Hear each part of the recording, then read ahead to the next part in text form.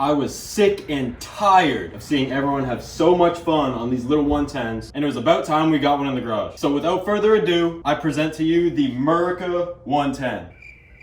Well, it's not America yet, but just watch till the end of the video. As you can see, I already got the motor all stripped down and I got the frame painted white. We're gonna do white plastics with some America USA flag graphics. We're gonna tie in red, white, and blue on some little accent pieces too. I already did some powder coating black. I did the head, valve covers, oil filter cover, kickstarter, stuff like that. The cylinder is a fresh 143 big bore along with the piston, gaskets. I got some valve seals as well. And then I got all the rest of the parts right here. I got the plastics inside. But it's about time I put this motor together, so let's go ahead and knock that out. First order of business is to lap the valves. For those that don't know, lapping the valves is putting a little sanding compound on the edge of this valve, putting it into the valve seat, and then turning that with the sanding compound on it, which would make a smooth mating surface for both of them, like that. Drop it into the valve seat, and we're just gonna work it around. And you hear that grinding sound, working it around with light pressure until you hear a change in tone. You can hear it now. It's more of just a slight rub or a grind rather than that big sandy, rocky sound. So now those mating surfaces are going to be good to go. You'll also be able to see that nice edge right there, that light gray part. Then put some on your other valve and pop it in and do the same thing. Now it is time to toss in the valve seals, and you're going to pop it onto the end. Make sure it's lined up straight, and then just push down. You're either going to hear a click or it's going to get seated down into place. Toss both of them in and you're ready to roll. Now once those are in, it's time to install the valves. Pop it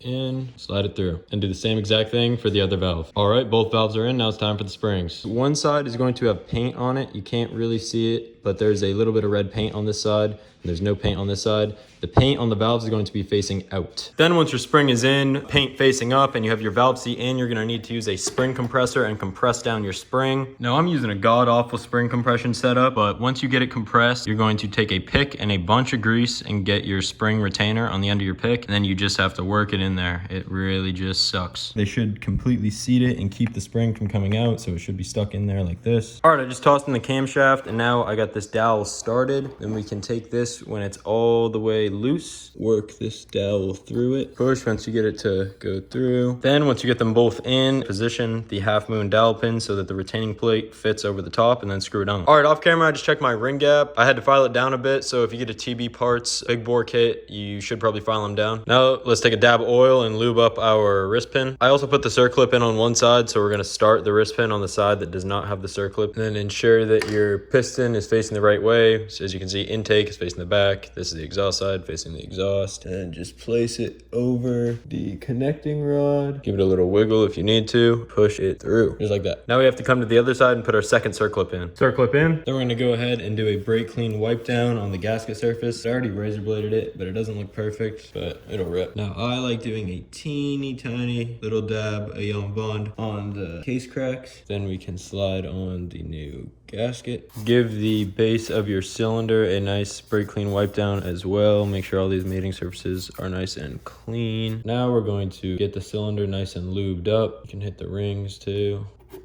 I finally got it on. This aftermarket cylinder didn't like those dowel pins, but it worked out. I just had to give it a little love tap. All right, now let's toss on the head. I already set the clearance. It's tight, but not too tight at 0.002 on the intake, and then I'm doing 0.004 on the exhaust. All right, then when you put the timing chain onto your cam gear, you're lining up this T-line with this notch in the case right here, and then on the flywheel, there should be the same mark right here, and this should all be done at top dead center. I got the tensioner in as well. Now we're all ready to put the clutch cover on and seal everything up. All right, the clutch side is done, and with that, the motor is finished. I made a last minute decision to go ahead and powder coat this clutch cover because it was looking a little rough, but this is ready to get tossed in the bike. All right, folks, it is finally assembly day for this thing. I think I got everything all ready to go. Got the motor here, you gotta watch me rebuild that. The frame is looking great. I just repacked the bearings and put on the triple clamp, so there's nothing left to do but get the wrench in.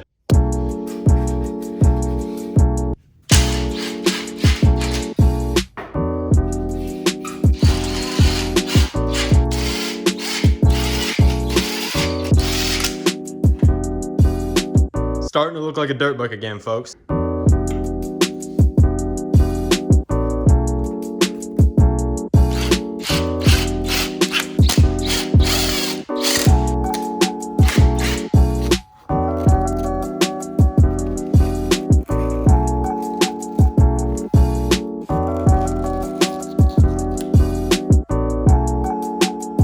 All right, let's get in here for the first startup, fellas.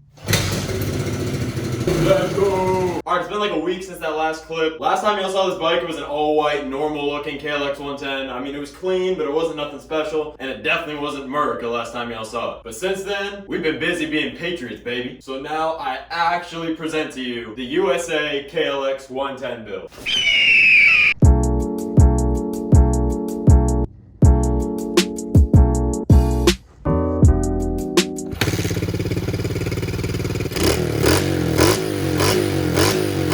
Needless to say, I'm super happy with how it turned out. I think it looks absolutely amazing. And before you comment anything, yes, the exhaust is on the way. Not gonna stay with the stock exhaust. But other than that, we're honestly looking awesome. Messing with the idea of doing some type of giveaway. I don't know if we're gonna do this or if we're gonna do a different build. But let me know in the comments down below if y'all be interested in some sort of giveaway. And we're always open to adding on to the build, so let me know in the comments if you think there's anything I should add on to it. But I hope y'all like the build. Like, comment, subscribe. Stay tuned for all of our future builds. We do builds like this all the time. Let me know down below what build you want to see next. And yeah, if y'all want to do a giveaway, this bike might just be one of yours.